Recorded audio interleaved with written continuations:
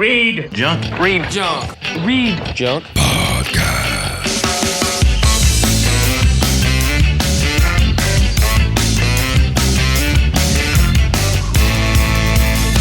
ReadJunk Podcast with your host, my guy. What's up, everyone? This is the ReadJunk Podcast. I'm your host, Bryan Kremkau, and I got another new episode for you today. I saw the Misfits over the weekend with my buddy Chris Taylor, who came down from Rhode Island. So this episode is pretty much that. We talk about seeing the concert at the Garden in New York City. Before the episode starts, be sure to follow the site on social media like Instagram and Facebook at ReadJunk. Obviously, check out the website as well, ReadJunk.com. You can listen to the podcast on the site, as well as Apple Podcasts, Spotify, YouTube, Podbean, wherever you get podcasts. Speaking of Spotify, I'll be posting a new music playlist for the month of October at the end of the month, so check out that. Just search for ReadJunk or Bryan Kremkau. That's pretty much it, so let's get right into the episode. Here's Chris and I talking about the Misfits concert. Rock!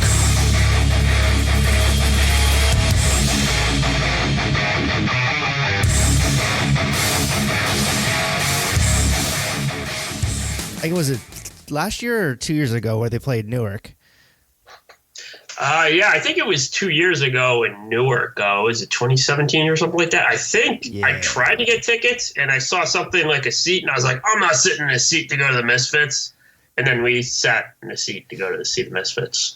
And the tickets were like 10 times cheaper too. They were like $60 or $75 or something like that. And we ended up paying like $120 something.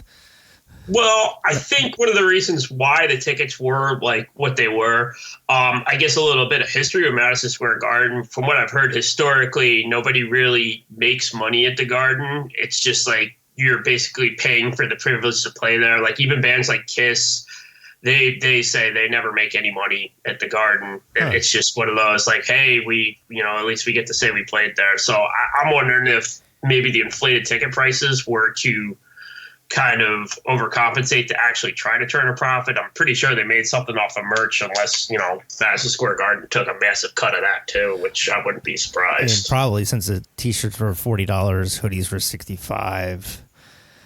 Yeah, so they were expensive. It's like I don't really pay for shirts that much money.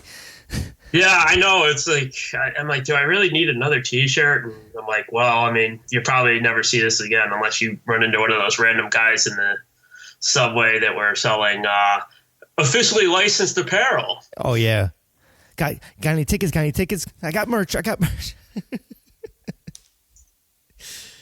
Well, it's weird because like years ago, this is probably like actually 21 years ago, I saw the Beastie Boys at the Continental Airlines Arena, IZOD, whatever corporate naming rights center it was. And I bought this one shirt off of one of the guys in the parking lot. And that shirt lasted forever, which is weird because I always thought that those bootleg merchandise shirts didn't last. I mean, sometimes they're better than the official merch. I mean, I got the shirt that I got, but I wasn't really happy with, like, you can tell that it was like a JPEG or something and stretched out and pixelated, and then like the ink's kind of blurred out a little bit. I'm like, I paid fucking $40 for this. Well, I guess that's them going back to their punk rock roots of shitty printing. Yeah, that's it. So I mean, give us a little bit of history of the Misfits, and because no one knew this was going to happen, like maybe like 10 years ago, or when it was the first reunion? Was it at Riot Fest? Yeah, it would have been Riot Fest. Basically, the band was active from about 77 to 83. They had a host of members. It wasn't always Doyle in there. They had other guys like Bobby Steele. Robo played drums for them for a while. There was a mishmash of people in and out of the band. But the final lineup was, I forget who was on drums, but, Danzig, Jerry, and Doyle. In 83, they split. Glenn Danzig decided to start Sam Hain, and Sam Hain eventually morphed into his solo material like Danzig and Mother. We all know that. But like Jerry and Doyle, on the other hand, they tried their hands at a couple different things. Like at one point, they made a Christian metal album. Wow, I didn't know that. Yeah, Chris the Conqueror. I don't think they ever toured. I think it was like a studio only thing, but like over the course of time, they would do the Chiller Horror Fest in New Jersey. They'd do signings and stuff like that. But I guess somewhere in the early 90s, there was some kind of legal agreement that Jerry and Doyle could go out and use the Misfits name again. So that gave birth to the Michael Graves era of the Misfits. And they got signed to Geffen Records, and it actually was a pretty successful album for them. So they went through, they did that, and over the years, things kind of filtered down. Doyle ended up leaving the band, and Jerry turned the Misfits into like a punk rock celebration. He brought in Marky Ramone and Dez from Black Flag, and they did like a 25 or 30 years of punk tour, and that kind of fizzled out, and then it became Misfits with a bunch of other people. And somewhere along the lines, there was a couple deals that I guess Jerry made. That there was historically, I think, a $1.4 million merchandising deal with Hot Topic, and I don't think Danzig was too happy with that. I don't know if he was consulted, but the legal agreement from the 90s was that he always got a cut of their merchandise. So somewhere in there were some lawsuits, and as a result of the lawsuits, allegedly they agreed to do 10 shows, and this apparently was the 10th show. Yeah, we'll see if that actually happens, but we can get into that a little later on. Later. Wait, so when was the settlement? It seemed like it was a lot more recent than the 90s. I think, well, there was the original lawsuits kind of came about in the 90s, and the result of that was that Jerry and Doyle had the rights to tour under the Misfits name.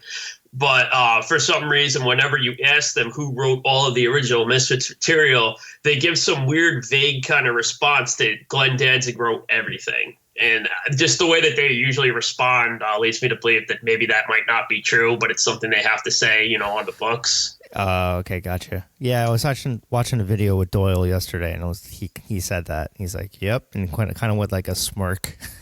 Yeah. He's like, "Yeah, it's true." I'm like, "Okay." Okay, so then they did Riot Fest, then they did a show out in like LA and Vegas. I think, was it Vegas?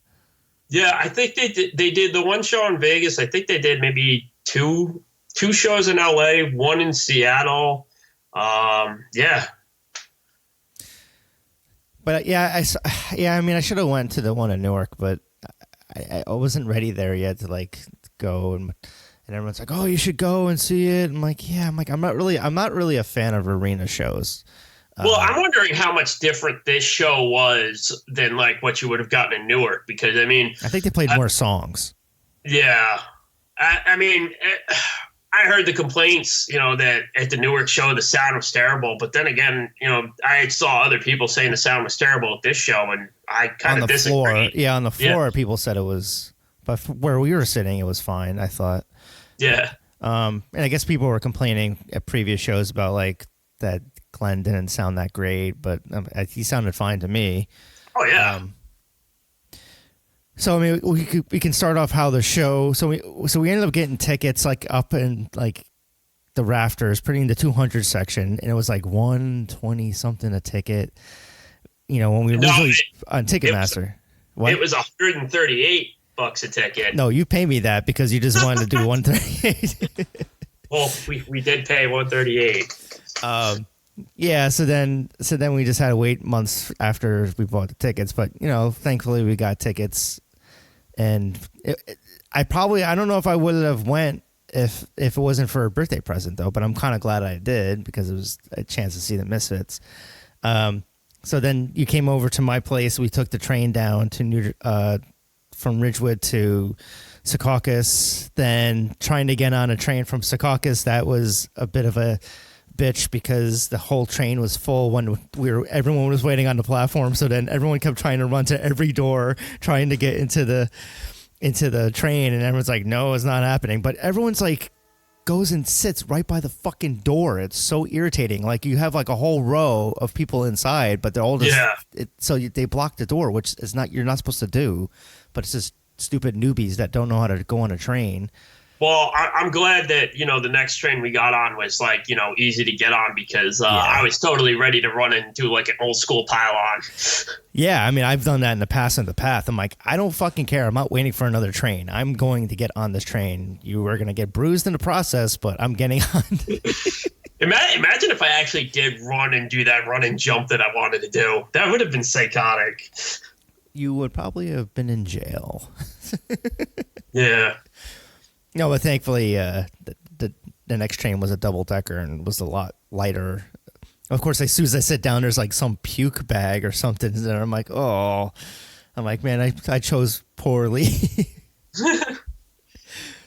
And then I originally wanted to go to Brother Jimmy's barbecue. That was like a 15-minute walk. I think it's on Lexington Avenue, but it looked like it had good food, but it's a 15-minute walk. But then thankfully we bailed on that plan because we've gotten to the city so much later because the trains suck.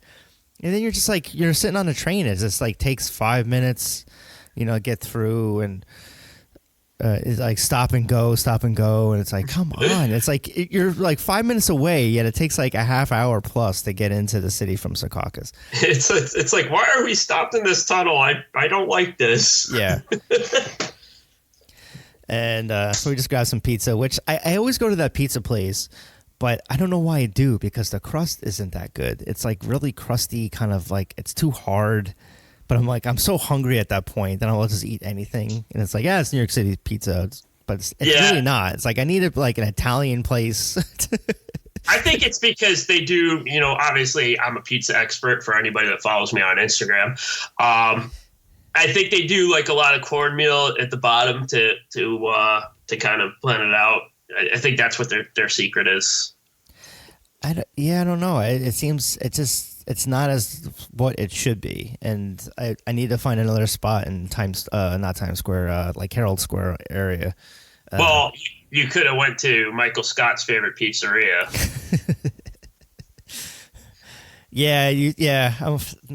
I don't know if I've ever eaten there. Maybe like out of desperation of being really hungry, but.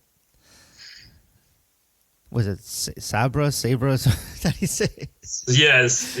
Yeah. Or something like that. Sparrow. Shitty pizza, nonetheless. It's like Pizza Hut, and So then we went and had pizza. Then we got to inside the club, Madison Square Garden, and the lines weren't too bad. Again, like we walked right up to security and did that, and then we got some merch. Or you waited online for merch, which I don't know why, because it was like every other spot there was tons of merchandise all over the place. Well, I was kind of, like I said when we were at the show, I was kind of still kind of burnt by when I went to this one wrestling event in Chicago. They only had one merch stand open, so I'm like, listen, man, I'm not going to miss out on something, this time around. And I will say, too, this was actually my second thing at Madison Square Garden this year. And, yeah, both times getting in there was easy as cake. I mean, I don't know why, other places it can't be that easy. Yeah, I mean, they don't really. I mean, we didn't have any bags with us. So, I mean, I guess it was somewhat easier with going. We just went through the metal detector and that was fine. But then scanning our tickets was 2 seconds long. Yeah. And then we got our then we walked up and I got a shirt up on our floor. I'm like, yeah, because I like the ones that they had, like with the green. There was like the green outline of the original Misfits, but it seemed like the logo is too. It takes up the entire shirt. I don't like shirts like that. So the one I got was somewhat better, but. Well, they used to have those all over print shirts. Remember when that was a thing? Yeah. Or like when there was a time period where people would do the print where it'd be like on the right side of your body. Yeah, I never got those and I hated it. I'm like, it's so dumb. But then I was like I was wearing a shirt yesterday and I was like chafing my nipples. I'm like, yeah, this is not going to be one to like I run with. It's like I hate like that thick ink kind of T-shirts where it's like it's going to kill my chest. Yeah.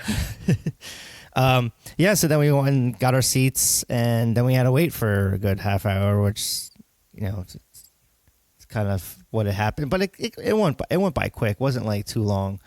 But it's like, all right, we rushed in here for nothing.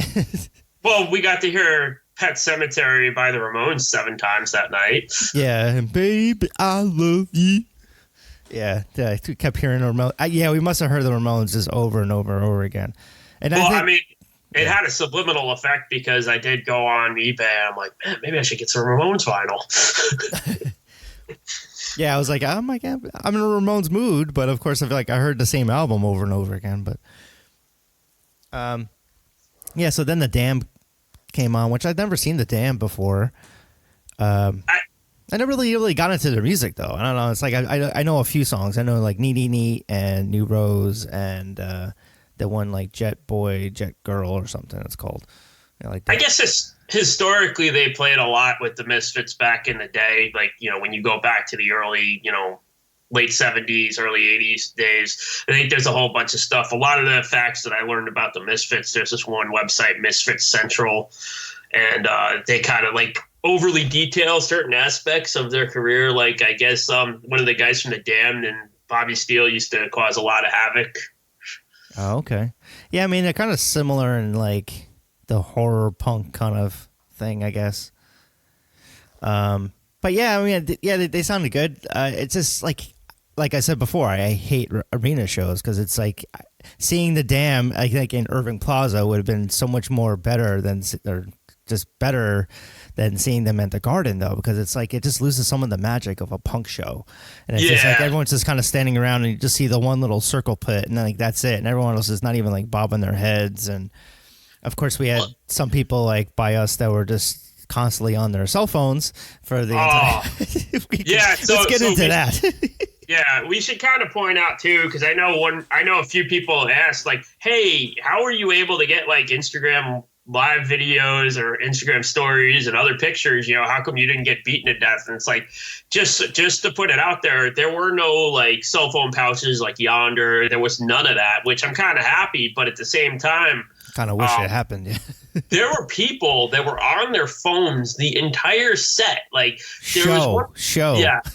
Oh yeah. Well, yeah. Well, no, because they got off their phones after the band stopped playing, which really baffled me. Like, what was it? To the right of us, there was the woman that decided to Google the bands while they were playing. Yeah, like, oh, this is what they look like. No, look up. You can see what they fucking look like. and then the one asshole that was 2 rows ahead of us had his screen so bright, and like that's like a big pet peeve with me, like of mine. Like, dim your fucking phone. But not just that though. He was watching YouTube, but he was watching it like with his phone, held up, not like so that he could look big. And I'm like, first off, what is so important that you can't be in this moment? Because I'm like, we've spent a lot of money for these tickets, and these guys spent just about as much, if not more, because those seats were up more. Like, yeah. Like you have to watch whatever this card trick video. That's more imperative than this show you paid $100 friggin' for, man. It's like looking up the Dan Band. Like, why? Well, apparently they're more important than the Damned. I don't know. It's like when I thought about this show, I thought about this is a legacy. We'll never see these bands at this venue again, probably. So like this is like be in the moment or. Just look up, card trick videos and sports scores on your phone the entire set. Yeah, I'm all for like taking a video like of a song or take a picture, but then I would put my phone away and then I would watch, and I think that's what people need to do. And these idiots all around us were just on their phones constantly, and it's like maybe the pouches is not a bad idea. And it's like, I mean, I was thinking going up. Even into this weekend, thinking that we were going to have to do it. But then I was like, all right, I guess we'll take some video. And like every video and photo that I was taking, I'm looking around everyone else. I'm like, why does everyone else like photos and stuff look better than mine on my iPhone? I have an iPhone XR, but I don't know, maybe they have a Pro that just seems better to me. It's like every time. Yeah. I'm like, I'm not a photographer, so I know these aren't going to look good, but at least I want to say, hey, this is what I saw when I was there. Yeah, I just wanted to document it on the ReadJunk Instagram page. And, everyone else has a lot better views because we're all the way up there. This used to be like the 400 sections in the old Garden. So it's. I will say it was a pretty impressive view when you were looking out on the arena, just to see it as full as it was, for like this basically punk rock show, you know? Yeah, I was actually surprised how sold out it was, because supposedly when I went and saw, the Stone Roses there, we were sitting up in the section that we were sitting in, and then the Garden gave us tickets to go sit on the floor because they wanted to fill up the floor more than the rafters. So it's like they didn't even have a full sellout for that one, and that's just But for the Misfits, that thing sold out. You could tell like some of like the general admission was still in the back, wasn't completely full. Like I've seen it, I think more sold out like at Green Day and Billy Joel, but for the Misfits, yeah, I mean it's for most of the seats were full, and I was actually pretty surprised by that. So let's move on to Rancid, because I don't know, I guess we were both kind of in the consensus this was our fourth time seeing Rancid each. Like 3.5 since I saw them at Bash Festival earlier this summer, and only got to see 4 songs before a thunderstorm came in and canceled the fest. But yeah, they went through the motions, and yeah, they had a good set. Yeah. I was kind of surprised they got through 18 songs in that time period. It didn't feel like they were on forever. Although punk one rock of the and one of the assholes next to us was like, "Come on, just play Ruby Soho," and I'm just like, I'm not going to pretend to be like a huge Rancid super fan, but I'm pretty sure that they have more songs than that. And I'm pretty sure they'll play that at the end. Yeah. The only song I was kind of bummed that they didn't play was Salvation, because I think that's the first song I ever heard by them, because MTV used to play that on the regular. But everything else they pretty much played everything else I want to hear, which is awesome. Yeah. I mean, from what they can fit in with probably a 40-minute set, I would think. I don't think it was a half hour. But yeah, they kind of like just they did a few ska ones. They did Old Friend, of course, Time Bomb, which everyone loved. Some other ones.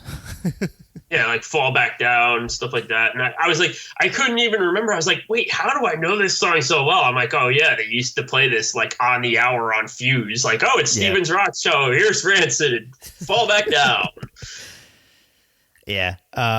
But yeah, they I guess they were just like really happy to be there, and they were giving shout outs to the Cro-Mags and Madball like they do every show, and some other New York people, Gnostic Front. I mean, that would have been awesome if they had a Gnostic Front open instead of the Damned, but yeah, it would have been cool if they let Cro-Mags JM, the one with John Joseph and Mackie, play, because I thought it was very oddly specific that Lars shouted out the Cro-Mags, and then he made sure that it was Joseph and Mackie. I was like, wow, because the LA shows had Harley Flanagan's Cro-Mags open. Oh.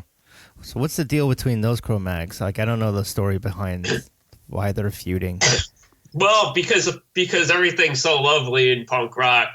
There was a recent lawsuit, and Harley won out to use the name of the Cro-Mags. So now John Joseph and Mackie's version, which has been touring for the last couple of years, occasionally Craig Sitari, who, from Sick of It All and every other band in New York hardcore's existence, he usually joins them sometimes on and off. But John Joseph and Mackie's one is referred to as Cro-Mags JM, so Joseph and Mackie.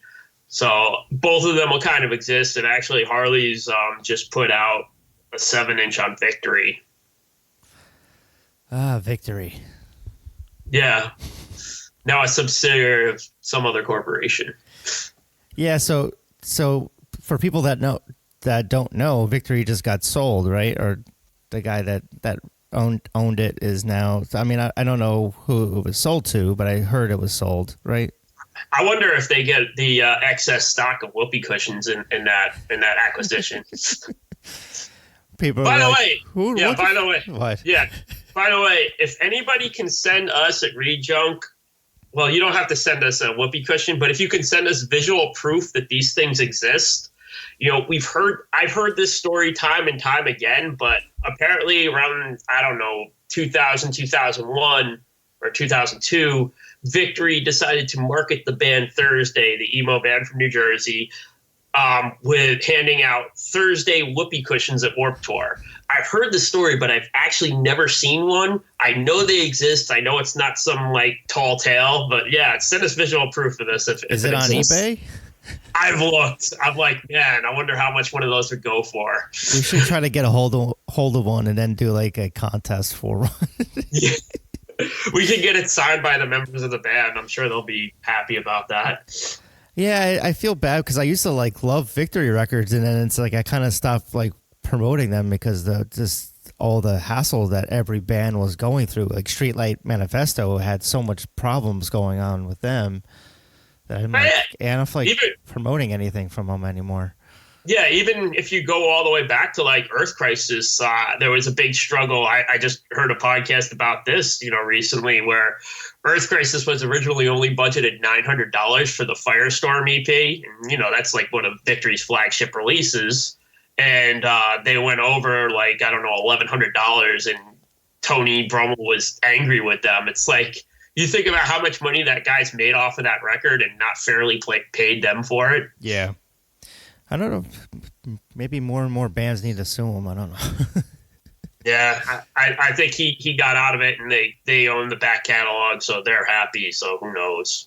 Yeah, I mean, a lot of bands could just do what like Carbon Leaf and other bands have done, where they just go and re-record all their albums, so they have the rights to them again. But yep, I know Jamie Josta was talking about doing that. I think every time Satisfaction is the Death of Desire gets re-released, it's like there's another chance that, where the market's going to be so oversaturated with vinyl that when he finally does do the re-record, nobody's going to care. The only problem with those re-releases is it's like, which one do I put on my phone to listen to? Because it's like I like the originals a lot of the time, and then sometimes like I might like one or two songs that they do differently, and it's kind of like picking between kids, I guess. Yeah. So I guess if we're talking about material that needs to be remastered and stuff like that, so the Misfits with Danzig have not released an album since like 82, 83, but everything here presented just sounded almost fresh, like we were getting like a new like presentation of it. I'm kind of surprised they didn't announce they were going to like do a DVD or a live. Well, I guess nobody really buys DVDs anymore. A live access or Fathoms event. Yeah, I'm surprised they didn't record this to make more of their merchandise, because that's probably where they get all their money from these days. Is like they had that pop up like merch thing, but I guess at noon before the concert. And I mean, I didn't go to it, but I'm sure all the kids did. They go get I don't know what was different as opposed to what we had, but maybe something better. I think that's a common thing, because I've seen that at some wrestling shows where they'll have the truck outside and you can buy it. Like I saw them post up, they're like, you could buy it and put it in your car. It's like, we're in New York City. Nobody's going to just put things in their car. Like most of us took the train in, or our cars are in a garage and driven up by some guy who's probably going to put dents in it when he brings it back down. Yeah. Yeah. So I mean, I don't. That's what we're talking about. I lost my train of thought. All right. Yeah. So I guess getting into the Misfits set, they played about 27 songs, I guess. Yeah, according to 23 songs in the regular set and 4 songs in the encore. I mean, I think they went pretty deep, not to sound like, spoiled or whatnot. There's probably one song I probably would want to have Hate Breeders added into this, just because I think a lot of our experience doesn't necessarily come from just listening straight up to the Misfits sources. A lot of this, we've heard other people cover these songs like Metallica, Earth Crisis, Snapcase, the list goes on. I mean, everybody has covered these songs. So, a lot of these I'm hearing, it's like, I'm like, oh yeah, this is what the original version sounded like. Did they do She? No, that was one they didn't do. They didn't. Yeah. Hate Breeders and She, those would have been 2 cool songs to hear. But I mean, otherwise, they pretty much played most of everything else I wanted to hear. Like I Turned Into a Martian, Where Eagles Dare, Mommy Can I Go to Kill the Night, Hybrid Moments, When the Dungeon, Earth AD, And my brother's like, I don't even know any Misfits songs. I'm like, come on, yes you do. I'm like, you've heard it like all over the place, like Last Caress and Skulls and like Astro Zombies. You've heard so many people like cover that. Oh yeah, but he never got into Misfits. I did. So I mean, as far as the sound goes, I mean, from our perspective, I mean, I was telling you when we were going in, I was like, I fully expect this to be like cranked to oblivion, like no low end, like this is going to sound terrible, but we're just going for the experience. And it actually sounded way better than I thought it did. Yeah, it was around like that second or third song where the mic had like a ting to it of Danzig's like microphone. I think they corrected it because I didn't hear it again after he was talking because it sounded like a faulty XLR cable or something. I think sometimes, and I've picked up on this because I've heard it in some of his solo material. Like there's one that I listened to off the Thrall Demon Sweat EP where there's a live version of Am I Demon, and the whole thing is just him like holding his microphone out over like the monitors and stuff like that, and you're there. Like, I mean, to me, it adds a little bit of character, but sometimes it's really annoying. But I think that's kind of where it came in. But like, as far as all the playing and stuff like that, the way everybody kind of, shit talked online was they made it sound like they had a second guitarist there, AC Slade, who played in bands like Dope, Murder Dolls. I believe he currently plays with Joan Jett. He was on second guitar, and I know a lot of people were shit talking saying, well, he's there because Doyle can't play. I don't know, man. I thought Doyle was pretty damn good at this show, and I thought he sounded great. I couldn't really tell because I was just mesmerized because I'd never seen him before. I'd never seen the Misfits before. I never saw Jerry Only's Misfits. Never saw Doyle's band. But the way he just pounds the shit out of the guitar, I'm like, wow. I'm like, his knuckles must be like so like in his hand must be just so like bruised and cowlicked and. Oh yeah, well he's really a beast, big on man. He's really big on working out. Like. Of course, follow him on Instagram, and before every show, he's lifting weights and stuff like that. I guess that's tradition. When you go back to even when him and Jerry were touring, they would always set up and lift weights before the show and stuff like that. So yeah, and he's just stomping around on the stage, and then he's bam, bam, bam, and then he would play. So I can see why they have a second guitarist. Yeah. Yeah, I think it worked out good, though, because I think AC kind of, really kind of played in the pocket, like the studio thing. So he was like kind of like there to keep the straight, versions of the song. And Doyle was just out there to just crush them. Yeah, he's got a persona with the makeup on. And yeah. And then let's talk about Jerry and the fact that I think I lost count around 6 or 7, but he like this. Every song would like break his bass guitars. It was sick. It was like there was at least 2 occasions that he took the bass and just snapped it over his knee. And I'm like, how hard are you to be able to do that? Because I've only smashed 2 basses in my run. I know rock star over here, but the 2 times I've smashed, the first time I did it, it didn't smash right. It took me a couple knocks to do it. The second time I did it, I smashed it, but that's because I hit it in one shot right against the butt of the bass. But I'm like, the dynamics of smashing a bass like that were just crazy. Like there were a few that he kind of threw up in the air, but then there was one where there was this kid crowd surfing. And instead of smashing it, he just handed the kid the bass. So then it was a girl in a wheelchair. Crowd surfing, yeah. So then you picked up on this, I guess by the way, there's like a pit the entire show, which was dope. But all of a sudden you look down in the pit and you just see the lights from Jerry Only's headstock and the wheelchair circle pitting with the bass headstock. I didn't even know the person was in a wheelchair until I saw people talking about it afterwards, and then saw the video from it of the girl getting the whole unsmashed bass from Jerry Only. I'm like, man, that's gonna be awesome. But then it's like, oh fuck, now I gotta carry this for the rest of the show. Well, by the way, shout outs to the people who didn't, act like douchebags and take that stuff. Because I've tried to catch a smashed guitar once, and I fought with another person over it for 3 songs, and I said, this isn't worth it. So props to people for not being jerks about that. Yeah, but and then it was we were like in the 10th song, and I was just waiting for it to happen after each song. I was like, oh, you get kind of disappointed when he just stops. He didn't break it. I'm like, all right, I guess he's starting to run low. And then Jerry and Danzig had like a great, like, just kind of going back and forth. You know, Danzig was like making fun of Jerry and like, oh, how many you got back there? And like, he's like, oh, and then when he played Halloween, he was like, you know, he's like, don't worry, there's more candy. Yeah, I gotta say, you know, because obviously going into this, you know, everybody has the stigma against, you know, with Glenn and Jerry, you know, not liking each other. But I felt like they had really good chemistry, and I didn't really sense like, you know, this, you know, blood feud or whatever that everybody's chalked up. I mean, if anything, maybe it was the finality of it. Maybe they were kind of at peace with each other. And I think if anything, Danzig came off like super positive, which probably saying that really probably would anger him. So maybe I shouldn't say that. But he seemed like he was really enjoying himself. I think the three of them, you know, Doyle, Danzig, and Jerry, like you could see on their faces from even where we were sitting, you can see the glow on their face of just walking out on stage. As soon as Jerry comes out on stage, he does like the slide across the entire MSG stage. So you could tell he was like really into it, and just like, and then him just breaking.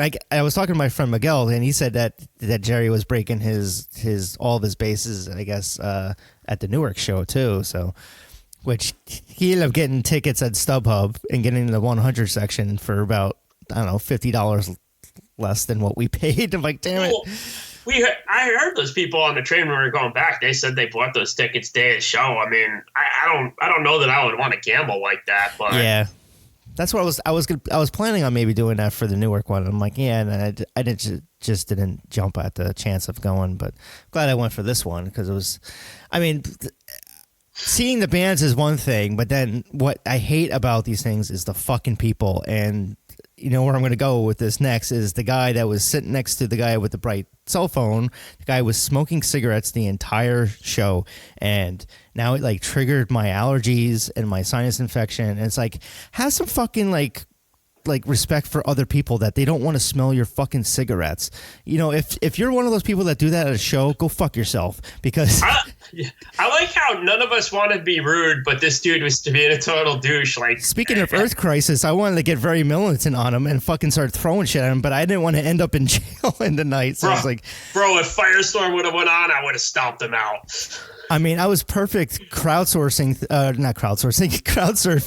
of like, I could have just stomped right on his fucking head, and I didn't, but it's like, and the guy in front of me is like, oh, is this bothering, you know, he's like, it's bothering you too. I'm like, well, yeah, I mean, if I went right behind him, I would have said something. But I'm like, plus I was looking all over the place for like the MSG, like security. And since we were kind of in the middle, I couldn't really get up too many times. And like, if I was by the aisle, I probably would have walked down and said, this asshole's smoking. Can you tell him to stop? Yeah, it was weird because I know you were talking about earlier how someone got kicked out. Another show you went to, somebody got kicked out at a Game of Thrones concert. Yeah. So Game of Thrones concerts are more vigilant than Misfits. I don't know. It's kind of weird though, because I mean, aside from stupid crap like that, I mean, the vibe in there, it was very lax. It wasn't uptight. Like, I felt like for the most part, you know, regardless of the cell phone crap that we were talking about and, you know, all that other stuff, it seemed like it was just people were there. Like, you know, it was a vibe there. I mean, bunch of newbies that have never go to concerts are the people that, you know, spend thousands of dollars on one concert a year or every couple years kind of thing. It's like I'm sitting next to a guy that looks like Robert Zemeckis, and he's got like and they came from like Philly, and they're like, so they came in like late to like Rancid set, and then he's like has like his Misfits shirt over his like plaid shirt kind of thing. It's like I don't know, I was never the person that like would buy a shirt and wear it to the show. Don't be that guy kind of thing. Yeah, I had it in my denim jacket. I just put it in my pocket the entire time for when I bought the shirt. But yeah, it was just like a weird crowd. Yeah, you have to put the shirt on so people know what show you're at. Yeah, it's advertising in case they didn't notice the band playing. Dude, you like the Misfits too? Yeah, it's crazy. They're gonna be playing tonight. Yeah, and just like this all around us, all the phones again, and just people Googling like the Misfits, and it's like, you didn't bother to do this afterward or like before or after? Yeah, I mean, I don't know. I guess it's like one of those things. Like now, I almost feel like they might have to play another show for all the people that didn't pay attention the first time when they were there. Yeah, like this is it, probably. Maybe. So that being said, I mean, we're a couple days removed from this now. I mean, do you feel like? Because I don't know, it's still kind of surreal to me. Because obviously we go to concerts on the regular, but did this feel like history to you? In a way, because it's like what Jerry said. He's like, punk rock was unheard of being played in like places like stadiums and arenas.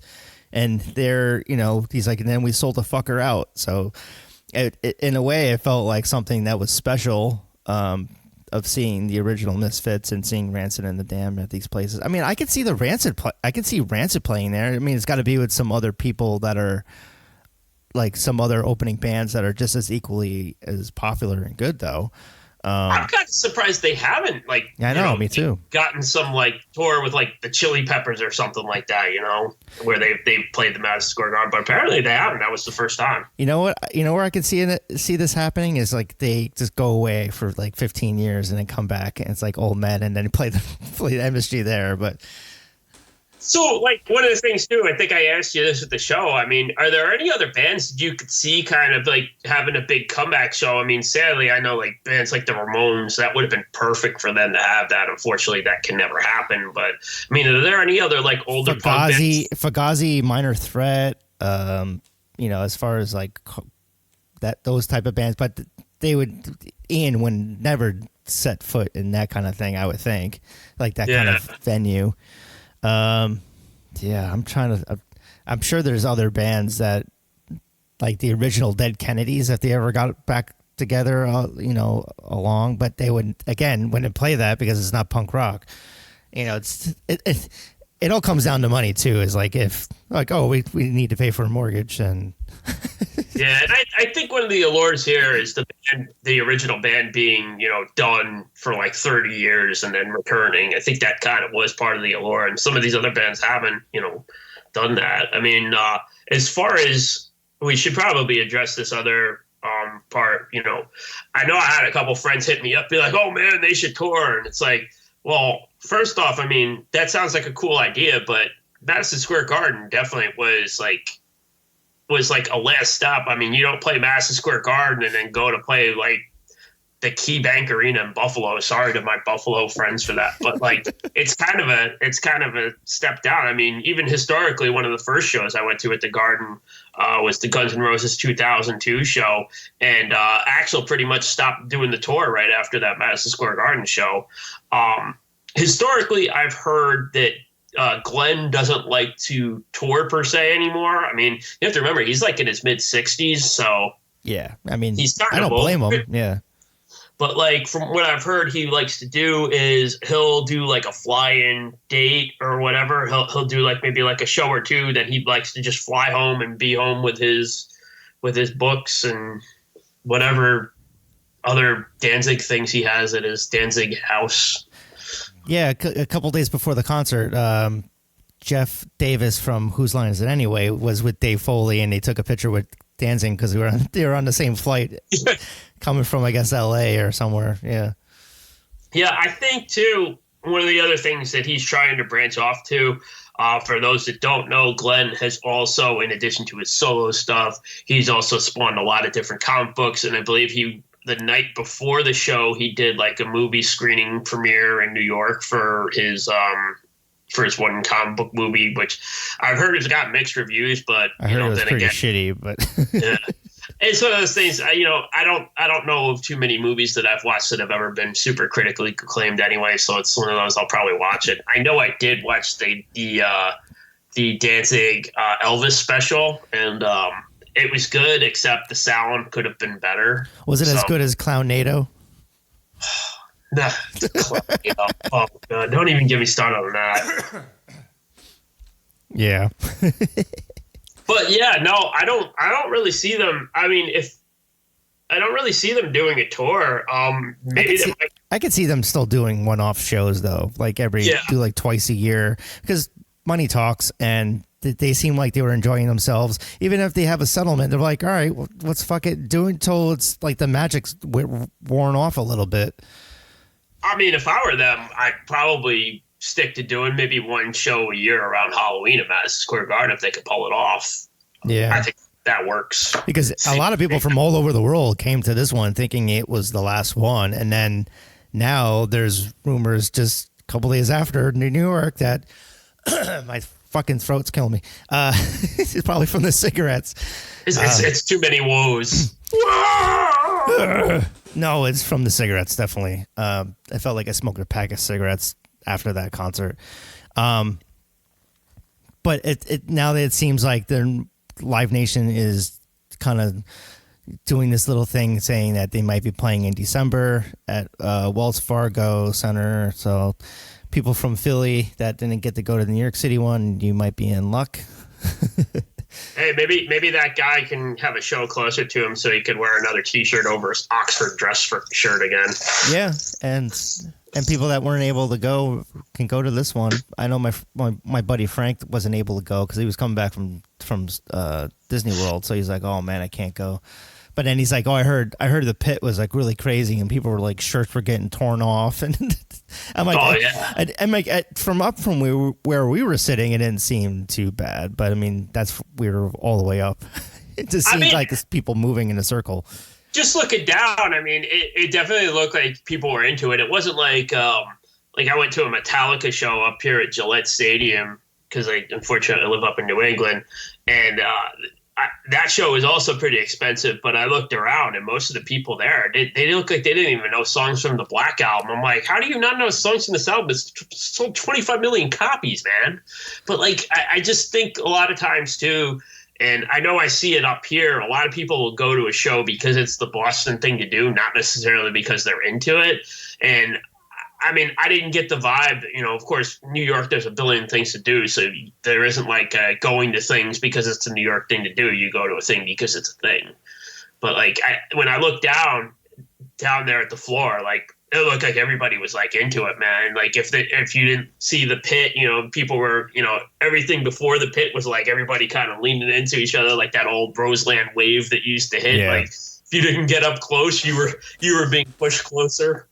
It was just great, just from even where we were sitting, that just seeing everyone coming together to sing all the choruses and stuff, and that actually helped out the band because it probably, if they were just singing along, you probably could tell that like they're probably like losing their voices and stuff halfway through the sets. But since everyone was singing, you know, woo, you know, all the time, I noticed that in the Stone Roses concert too, that it gives you goosebumps of when everyone's singing at that kind of. That's the one thing I do like about arena shows is when everyone's singing together at the same time. It gives you that great feeling. But again, I mean, seeing the Misfits in like a smaller club would have been ideal, and just have them play like 5 days. I mean, I kind of feel like, you know, looking down at this, I feel like this wasn't so much an MSG show. Like I felt like they turned this vibe into their show, which I guess worked out. I mean, usually like, I have the same stigma like you do, where it's like, you know, I don't like stadium or arena shows, but like this one, I really kind of feel like it made me kind of feel like this is what bands should do in an arena. I mean, outside of like Metallica, I really haven't been excited about any other band playing like a stadium or arena. Yeah, it's got to be a really good show for me to go and to pay those prices too. It's just, anything more than like $65, I don't want to pay for that for a concert. I mean, I'll be honest. If they do ever do another show again and it's like in reasonable travel, I probably will go. Yeah, depending on the opening acts, and it's just not even opening acts, because I mean it's seeing Rancid and the Damned were really cool, but you could just tell that they were like the opening act, so they weren't into it as much as like the Misfits or maybe the crowd. Yeah, it's just something about the opening. Even if like I've seen Kaiser Chiefs like open up for Green Day, and it's just like the crowd's just not into any of the opening acts. It's kind of like annoys me a little bit, but yeah, people were a lot more, cheerful for Rancid instead of the Damned. The Damned's kind of got that old school kind of punk rock, which some people might not be into and probably don't know. I mean, I only know a handful of songs, but Well, like we were saying before, when it goes back to like the cover songs, like some of these people's main exposure to the Misfits might be those 3 Metallica covers, you know? yeah, that's actually, I mean, I didn't start listening to, I don't even remember when I started listening to Misfits after college, but I remember that Metallica with Green Hell, was it Green Hell and was it Last Caress? Yeah, they did Last Caress, and then later on they covered Die Die My Darling on that Garage Inc. thing. Oh, okay. Where do I hear Earth AD from? I feel like I know that I've heard someone cover that too, but Earth Crisis covered that. There was a cover. There's covers album called Violent World. Right. I'm trying to remember what else was on that. I know Bouncing Souls was on it. I don't know who else. Snapcase did she? Was that a Victory? Yeah. No, I think it was like some other thing. I remember owning it on tape, but I don't know what happened to the tape. Yeah. Okay, now I remember that. Yeah, that was right around like high school, I think, when that came out. All right. Yeah. So I mean, after the concert, another thing that I've just been hating as an adult is halfway through shows, I just end up worried about when I'm going to leave. Well, I mean, it's the thing. The other thing is too, for people that don't know, in New York City, a lot of times they'll have this thing called a curfew, and it depends on there. And I know in the instance of Madison Square Garden, it's a very strict venue as far as like unions go. I mean, I don't want to sit here and say like the unions ruin the shows, but the second it ticked past 11, it was like 11:04 or something like that, and Glenn comes up and says, "Hey, just a reminder, we have to kind of cut our set short because Madison Square Garden is a strict union venue." And I'm like, "Well, you're already over it, so you might as well do it." But then they came back, they did Last Caress, and then they took a break, and they came back for a 4-song encore. So I guess they just said, "Fuck it." Yeah, I mean. I think they started. I think they were projected to go on a lot earlier, which would have helped because then we would have made our train home. Because there was 2 trains. There was like 11:14 train, and then there was like a 12:34 train. It was like, oh, at that point it was like it's Sunday morning. Fuck it. We'll just. I have a feeling if we took that earlier train, it would have been like trying to like leave like a zombie horde behind, like the train we tried to take in. Yeah, it could. Yeah, because then after the show got out and we were all sitting in Penn Station, and then we just I'm like, let's just take the first train to Secaucus, and then that was everyone else's idea, and it was just like a mad dash. I was like grabbing onto you. I'm like, don't lose me. Hey man, I was willing to take the roof of the train. But yeah, we got on, and but then we had to wait a half hour or so to go back up to where I live, and it's just like I this is why I don't go to too many shows anymore, because it's just like the mass transit sucks. So it's like either got to drive and deal with that, or drive into Hoboken or Jersey City and drive and take the train. Which it might be the ideal way of doing it, but it didn't seem that bad. I kind of knew it was gonna be a late night. I think I got back to my parents' house where I was staying for the show. I think I got back there just right at 2. So I mean, it didn't seem that bad. I mean, it could have been worse. Could have been like one of those whole 4 in the mornings. I mean, I think worst case scenario, if we missed both those trains and we had to wait for like the next train early AM, then I would have been doing an Uber. Yeah. Swam across, to get back. And then the next morning I had to go to a birthday party at like a bounce place, and then had like loud music of like Cotton Eye Joe was playing and some other shit, and I was just like sitting down sleeping in the corner, and like my head was like pounding like I had a hangover even though I didn't drink. I was like, you had to bang over. Yeah. Yeah, that was a bit rough. I felt your pain. I had my almost 3-hour drive back home after I slept a little bit, and I was like, when I finally got home, I was like, I don't even want to do anything. Yeah, I was like, I just want to sit on my ass for the rest of the day, which I did. So. But yeah, no, it was good. So I guess overall, would you go again if you had a chance to go see the Misfits? Yeah, guess it depends on when and where, and if I can get better seats next time. I think next time I would do a StubHub route and try to get tickets like close. It kind of just check it every day and then see if we can get closer seats, because I didn't mind where we sat, but it's just like it's still nicer to sit a little bit below where we sat in the rafters. It would be kind of interesting to see a show up in that the bridge level of the garden, because it just seems like it would just be a bird eyes view of it. Yeah, but I don't know if that would get me nauseous. You're in the hawk's nest, you know. Like, it's just like you're looking straight down, and it's like, don't fall. And then that bridge thing shakes too, probably. So it's like, I'd imagine. Yeah, I don't know. So it's, but I would definitely go again. It's just under, whether or not I have the money for it, because you can't do arena shows all the time like that. It gets too pricey.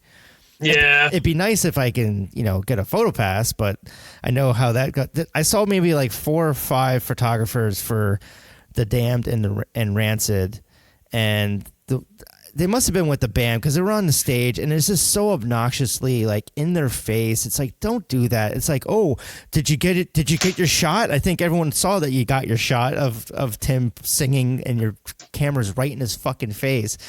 And it's like, well, I don't know. It's like, be a little bit more like hidden. I wonder how many photographers were at that show that didn't, because I know one of Doyle's besties, he was there, and it was kind of like a birthday present for him to go to the show. Yeah. And he's always taking pictures at like the Palladium and stuff, and he does like a lot of portraits for like Doyle and a ton of other artists. And I didn't see him in the pit, so I mean. But I think I might have only saw like 1 or 2 people in the photo pit for the Misfits, because I'm wondering if this guy is going to be in Danzig's face, because he's going to get punched. But yeah, maybe like maybe they just were like real like they probably work for MSG and they have the yeah, that's about it. Yeah, I mean, maybe they just didn't want to dole out the passes, But yeah, I always wish I took pictures of the Misfits, but then I always heard about all the problems with it, so I don't even bother. That's why I never saw Jerry Only's band. I don't know how he is with photos compared to Glenn, but believe it or not, there's actually a lot of really high quality videos out on YouTube of the show, which it's kind of sad when you think about how much they could have, they could have filmed the whole thing professionally, got soundboard audio. But I mean, I guess we're in the age of, anybody can take video on their phone. Maybe some people shouldn't, and maybe some people should, Yeah, and if you do, dim your screens. But I don't know. I'm kind of like in the middle of the pouches of them being used, because on the one hand, it's like let people just enjoy the concert. And then another part of it is like, what if there's an emergency? What if there's like a threat at the place that's like everyone's going to be trying to open up these pouches at the same time? And it's just like, I could see like security concerns about it.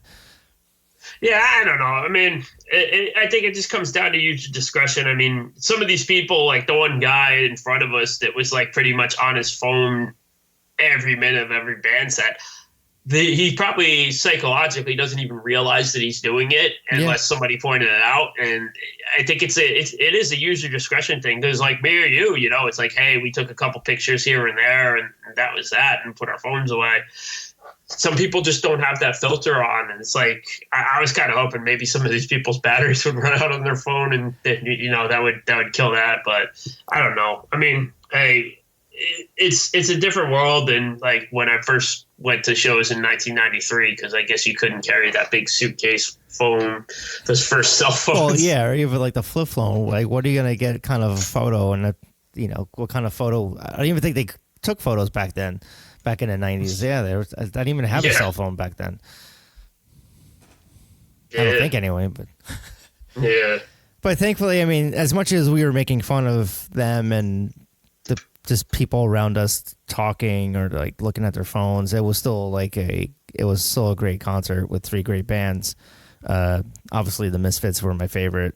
Rancid. I mean, the Damned, I liked a few songs. I mean, maybe if I listened to the Damned more, I would like their set more, or perhaps seeing them at Irving Plaza, or something like that, which is being currently renovated. But yeah, great concert. I don't know when the next one I'm going to, but I'm still tired from Saturday night. I think the next one I'm going to will be There's an Atreyu show at the Strand, but I'm not really going for Atreyu. I guess I should, I don't know, maybe I just poser checked myself right there, or maybe I just unposered myself. But one of my favorite bands, He Is Legend, is supposed to be opening up for them, and it's the one shot that I have to catch them locally. So, I mean, it's a couple minutes down the hill at the Strand, which is the former Lupo's location, so I'm going to check that out. Also, I guess maybe plug some future stuff here. I have like maybe 3 albums that I'm going to be reviewing in the next couple weeks. So, okay, cool. And I don't know what I'm doing. This podcast will probably be up tonight. Awesome. Yeah. All right, that was just cool. Thanks for coming to the concert with me. It's better to go with somebody instead of by myself, but yeah, that's pretty much like every show for me. It's like I'm like maybe I have such a shitty taste in music that I have to go to by myself to these things. But like trying to bitch with someone else about people smoking cigarettes and cell phones and bad trains. Yeah. Get a fucking train. Or that one guy that was talking to us about vegan burgers and I enjoyed it up until he went and took a complete like left turn. I was like, wow, how did we get there? And he was wearing a purge mask, so I kind of wanted to be a little civil with him in case he actually wanted to enact the purge or something. Yeah, and he was like, and then he like, yeah, said something about like liberals, and I'm like, what? Is that where you left the left turn you were talking about? Yeah, I was just like, how are you talking about like vegan food, and then you just went like what? Yeah, whatever. The guy was high. Whatever. No, he was a completely straight-laced, normal person wearing an Oxford dress shirt and khakis and orange dreads. Yeah. And if you're listening to this, hi. Great. Now he's gonna come purge us, man. I shouldn't have said that. No, he was nice. I mean, it was just like, I don't know. I've tried the Beyond Burgers, and it's just, they smell, but they taste okay because I cover them with all the other shit that you need to put on a burger and stuff. But just, I don't know. I'm pro Beyond. I have not had the life ones. Yep, I had the hot dogs. They were okay. The Impossible Burgers, I haven't had like the home one because I haven't seen it available. But the ones I've had, between like one that I had at a pub and the Burger King ones, I mean, the ones that I had at a pub, they're okay, but I don't think anything beats the Beyond stuff. Yeah. All right, now I'm hungry. All right, so let's end this because I go have lunch. All right, later, dude. Later, man. Bye.